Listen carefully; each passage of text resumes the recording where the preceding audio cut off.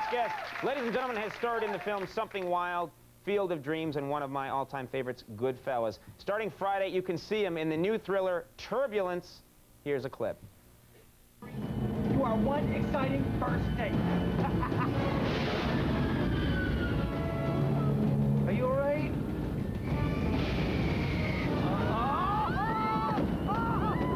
Sorry, hold on.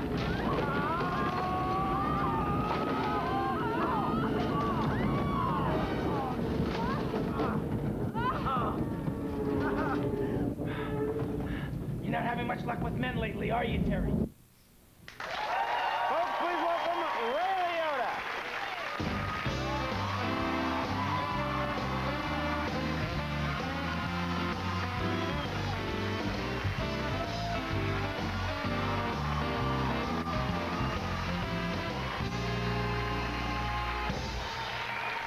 Thanks a lot for coming. Thanks, thank you. Very nice to have you with us. You know, we'll get to the movie in just a second, but congratulations. I guess you're getting married. Is that right? Yeah, I got engaged. I'm getting married in February. Married in February. That's very cool. In Thailand.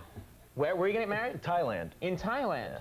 Oh, okay. Well, who performs the ceremony over there? How does that work? Just a bunch of monks. Wait, you say it like you're just going to round them up on a street corner. I'm not. Grab me a few monks. Let's get this thing going. I'm not sure exactly how it's going to get together yet, but yeah, are you choosing monks for like spiritual reasons, or is it just they're like cheap or something? The way you're saying it. No, just my fiance just wants to do it that way, and I figured why not? Yeah. You shot a movie? Yeah, right. I shot Dumbo Drop there. Right. Okay. And you thought this is a nice place. Right. I'll get married We had a vacation. here. Right. We had a vacation there, and exactly, it was beautiful, and we're not very traditional, so we're going to try something a little different. Grab a couple of monks, have a wedding. Exactly. Does it take a few, do you know, or what? How does it work? Do they trade off? I'm not even sure yet. You haven't looked into this at all, have you? Well, the ceremony takes 11 years, Ray. Have you looked into it? All right, my God. Well, good luck with that. That's very exciting. Now, you actually, we're gonna get to the movie, and people know you from your work in the films. I didn't know, though, because you don't seem like the type. You started out in musicals, is that? Yeah. You started out in musicals. I don't. Right. It doesn't compute with me. You don't seem like that type. Well, I had no idea what I wanted to do. It came time to go to college. I went down to the University of Miami, took theater, and the first thing someone challenged me is asked me if I was going to audition for the play, and I said, oh, all right, yeah. And it turned out to be it was for a dancing waiter in cabaret. So you were like an athlete at the time, weren't you? You were kind of a jock, right? But my audition too, it was just so embarrassing. Because first you had to tell a sad story. So that was fine. I had a sad story about a dog, boom. But then they said you had to... That was pretty much the way you told it too, right? Pretty much. What's your sad? Oh, there's this dog, and then boom. Huh? Dead dog over. Oh my God. Okay, so then I had to sing a song. They said, and then I'm just like this jock from Jersey. I don't. Okay, so I saw one play. Pippin, and there was a song Magic to do. So all right, so I got the music, right? Give it to the piano player, and took it back. I didn't realize you had to have it memorized. So I couldn't remember the words. I was so nervous, and then he said, well, you have to dance with it. So I keep doing the refrain. We got magic to do. We got magic. Just that over and over and over again. But then I had to dance. I didn't know what to do, so I got up and started doing the Freddie. Did you ever see the Freddie? No, what's we got the Freddie? Magic to do, like this. We're just going back and forth. Wait a minute.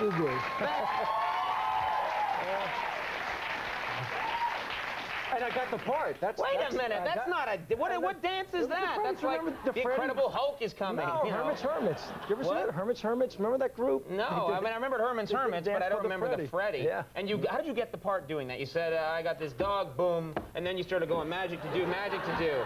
And they're like, we love it. You've got to have it. Got it. Now, someone told me that you were once in a production of The Sound of Music. Is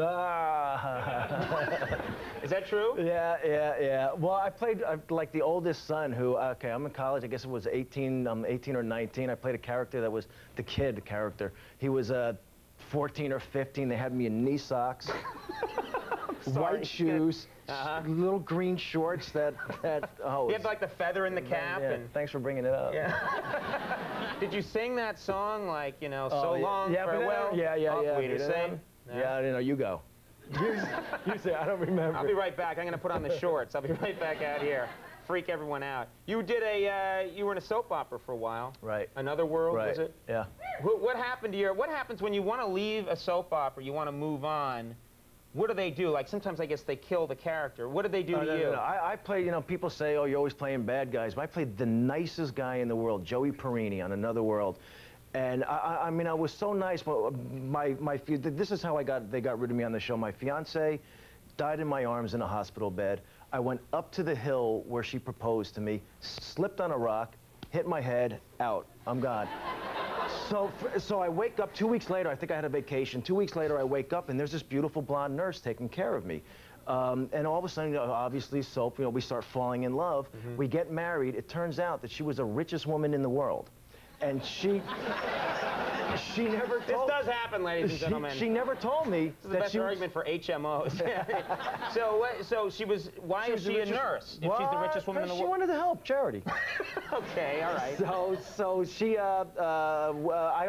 So I get an annulment. I mean, I'm so principled, so religious that there's no way I'm going to be married. She lied to me, so we get an annulment. And then all of a sudden, we start falling back in love, and now we're off skiing in Switzerland somewhere. Wait, and so your character's still out there skiing someplace? Yes. So if at any point you want to re-enter the world of soaps, you just come back from skiing? I left my options I went for like 8 years. It was fun. Exactly. She's been about 15. I got an extended lift ticket. I just couldn't walk away from it. Sounds good. Well, Turbulence. Let's talk about that. The clip looks like this is not the kind of movie they're going to show ever on an airplane. No. It's just not. You're not going to be seeing it. No. Oh, look, it's great. They're all being killed. Yeah. I'll have beef chicken, please. Yeah. What's the story with the basic premise is you're a serial killer. Right. I'm a prisoner who's being transported from New York to L.A. with another prisoner. We're 35,000 feet in the air when all of a sudden we head into a severe number 6 thunderstorm and just all hell breaks loose. Okay, and you're sort of like tormenting Lauren Holly there in the movie. Yeah. Okay. Did you actually have to do much to prepare? Because last time you were on the show, you were saying you take this stuff seriously. You really prepare and study up for the role. Did you study anything for this role? No, I mean I was flying from New York to L.A. and we were curious. We were having debates how do they transport prisoners, and so I asked the flight attendant. She was showing us how to do it. Then the pilot came out. What, do they just put them in the overhead compartment? No, well, they store neatly with a blanket. In the movie. Yeah. But the pilot literally invited me into the cockpit. So there we are, 35,000 feet. So I'm starting to ask. I'm a guy who wants to crash a plane without getting into the cockpit to do it. So I'm asking him, well, how would someone do that? And slowly he starts revealing to me, honest to God, how somebody could get into a certain part of the plane and disconnect this, that, and the other thing. I'm saying, my God, the black box is on. I'm dead. He's fired. It could be very serious. Wait a minute. What is the passenger who's sitting next to you thinking when you call the stewardess over and say, I'd like to know how I can crash this plane? No, I was in the cockpit. Okay. So there's no passenger, there's nobody there. All right. It's just a co-pilot. He's You're like, twice. okay, let me just practice like that, right out. That's amazing. That's really incredible. All right, the movie opens everywhere on Friday. This Friday. Yep. People should check it out. Thanks so much for coming along. Thank you. I appreciate it. Best of luck with the movie. Ray Liotta, everybody. David Blaine, a great magician. Donna Hanover coming up. We'll be right back.